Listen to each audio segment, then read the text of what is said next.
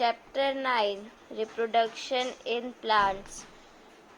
Students, आज मैं आपको क्लास 7 का साइंस बुक का चैप्टर 9 समझाने वाला हूँ। चलिए फर्स्ट पैराग्राफ से शुरू करते हैं।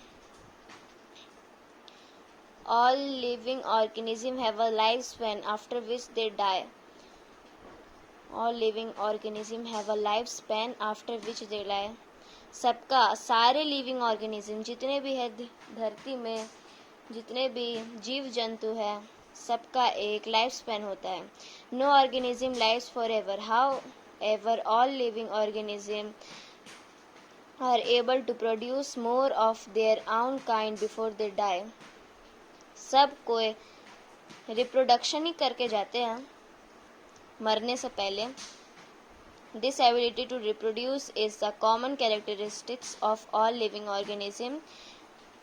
ये एबिलिटी रिप्रोड्यूस करने का कॉमन कैरेक्टर है लिविंग ऑर्गेनिजम्स का। The process by which living organism can reproduce more of their own kind is known as reproduction. जो लिविंग ऑर्गेनिज्म रिप्रोड्यूस करते हैं अपने जैसे ही इंसानों को, जैसे जीव जंतु अपने जैसे ही को, उस प्रोसेस को कहते हैं हम लोग reproduction. The detailed mechanisms of reproduction, however, different for different types of living organism. समझ लिए? Second paragraph. Let us first try to familiarize ourselves with the details of this process of plants. चलो हम लोग try करते हैं अब familiar reproduction plants में। ये सब इसमें रिप्रोडक्शन इन प्लांट्स चैप्टर का नाम है, यही सिखाना है अभी, इसमें यही पढ़ना है। कैसे प्लांट्स रिप्रोड्यूस होते हैं, ये प्लांट्स कैसे रिप्रोड्यूस होते हैं हम लोग ना। हाँ, ये सब स्टडी करने से पहले let us find out more about the flowering plants, parts of the flowering plant. Flowering part अब हम लोग 6th क्लास में पढ़ चुके हैं, जो इस बार एक और बार समझा दे रहा हूँ। रूट्स बोल रहे हैं, सॉइल के ऊपर का जो हिस्सा है प्लांट्स का, उसे फ्लावरिंग प्लांट कहते हैं। जैसे ये यहाँ पे मैं आपको सिखा रहा हूँ, ये सॉइल का हिस्सा, इसके नीचे को क्या तो कहते थे पता नहीं, इसके अपर पार्ट को, ये वाले पार्ट को फ्लावरिंग प्लांट्स कहते हैं।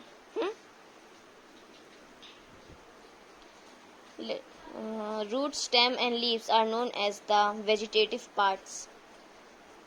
जो रूट्स है, स्टेम है, लीव्स है, वेजिटेटिव पार्ट्स माने जाते हैं फ्लावरिंग प्लांट्स का। It is the flowers that are reproductive part of a plant. It is the flower, ये एक part,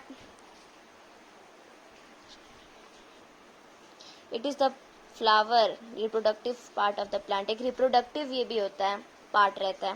flower change into fruits which contain seeds when seeds germinates they are from new plants. चलो हो गया ये। Types of reproduction in plants. There are 2 types of reproduction in plants, asexual and sexual reproduction, as you already know। हम लोग asexual reproduction पढ़ेंगे, अभी start करेंगे। Asexual reproduction होता है जो खाली एक इंडिविजुअल यानी एक ऑर्गेनिज्म, वन ऑर्गेनिज्म रिप्रोड्यूस करता है खुद से, यानी ना 2 की जरूरत नहीं पड़ती है, वो अकेले रिप्रोड्यूस करता है। लिखा भी है, in asexual reproduction an individual can reproduce on its own without the involvement of another individual. दूसरे इंडिविजुअल को इन्वॉल्व किए बिना। Same species. The division of bacteria cell into 2 daughter cell is an example of asexual reproduction. एक bacteria cell का 2 daughter cell में बदल जाना asexual reproduction का ये एग्जांपल है। एसेक्सुअल रिप्रोडक्शन का एक पार्ट बडिंग प्रोसेस है।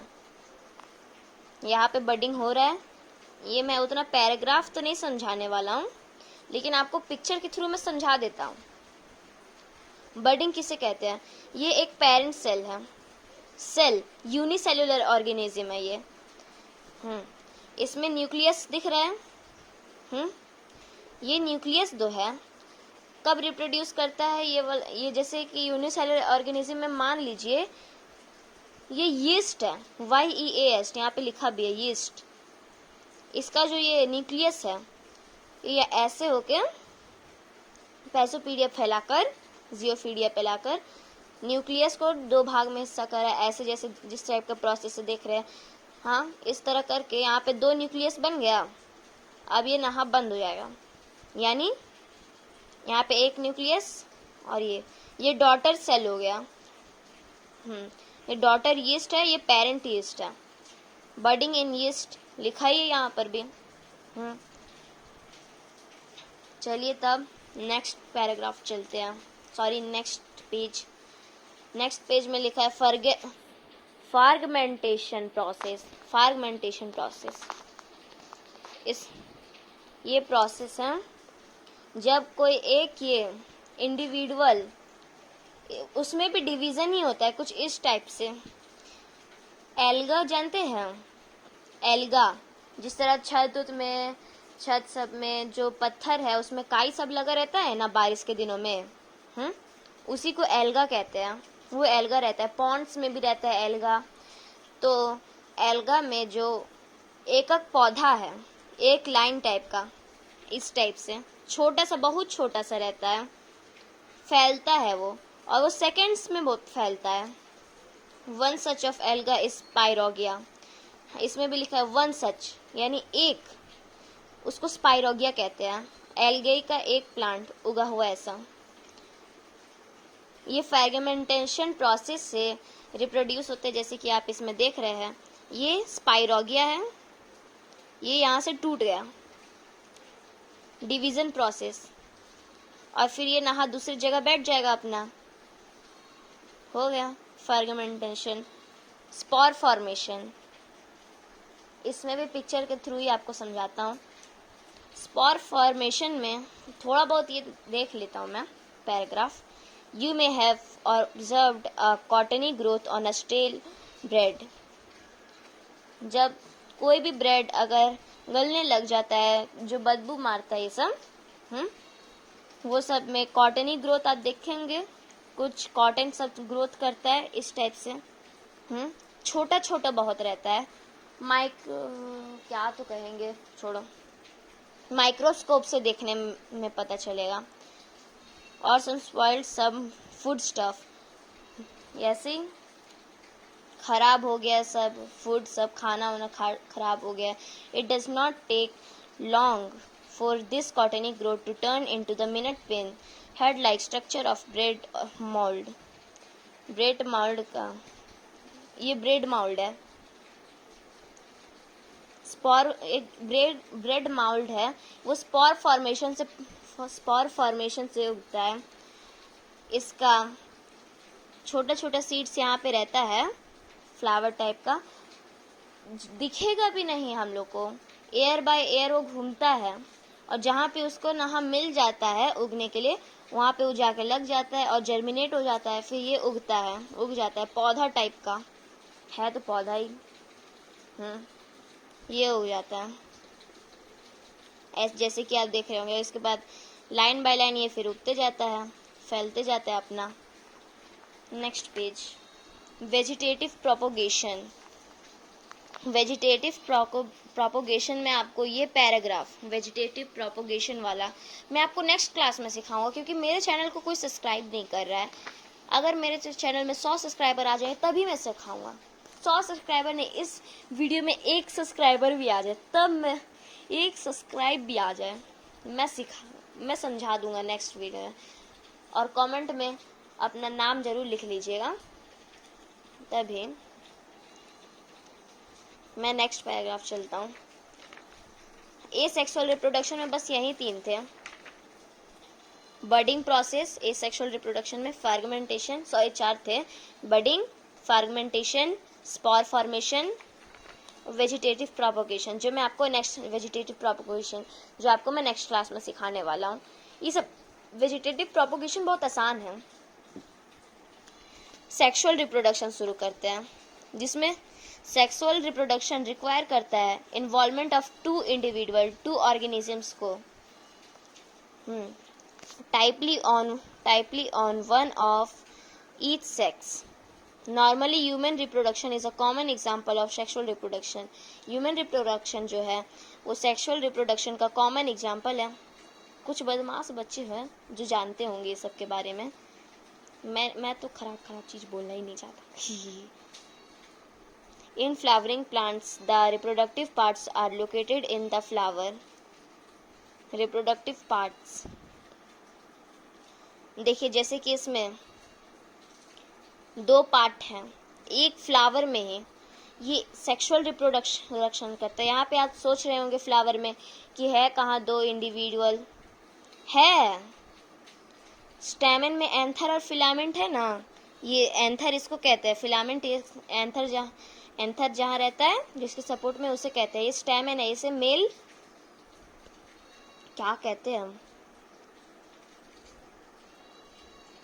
मेल कहते हैं, male part of the flower.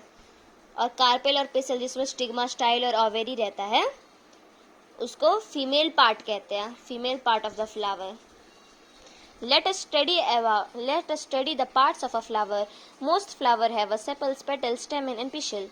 Sepals from the outermost whole, green leaf-like structure.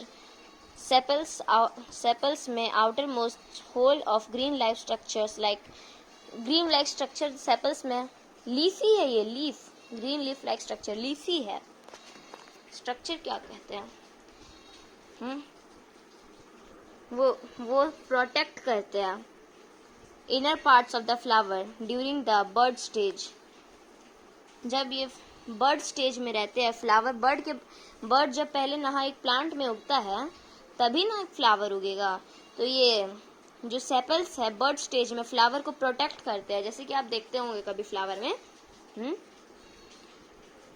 Bird petals are usually brightly coloured and mainly also produce fragrance.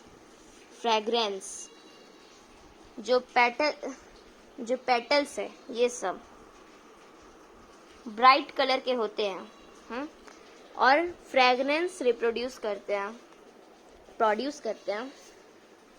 Petals help to attract insects. जो इसमें fragrance रहता है वो insects को attract करता है pollination के लिए. मेन बात है पॉलिनेशन. इस पॉलिनेशन में आगे अभी पढ़ाऊंगा, नेक्स्ट पेज में ही है. स्टेमन is the male reproductive part. अभी जैसे कि मैंने कहा ये स्टेमन मेल रिप्रोडक्टिव पार्ट है. It consist of anther and a filament. pollen grains are produced in anther. Anther में pollen grains रहते हैं. pollen grains बहुत टाइप से दिखेंगे माइक्रोस्कोप से देखने पर. एक टाइप में रहता है एंथर में जो pollen grains है वो एंथर में जो ये देख रहे हैं एंथर में जो pollen grains रहते हैं वो स्टिग्मा में गिरते हैं. आगे पॉलिनेशन में सिखाऊंगा, इस प्रोसेस को पॉलिनेशन ही कहेंगे. Transfer of pollen grains, transfer ही ना हो रहा है. Pistil is the female. ये पिशिल है, पिशिल कार्पेल कुछ भी कहेंगे इसको, पिशिल भी कहेंगे कार्पेल भी कहेंगे और कुछ नहीं. Is the female reproductive part.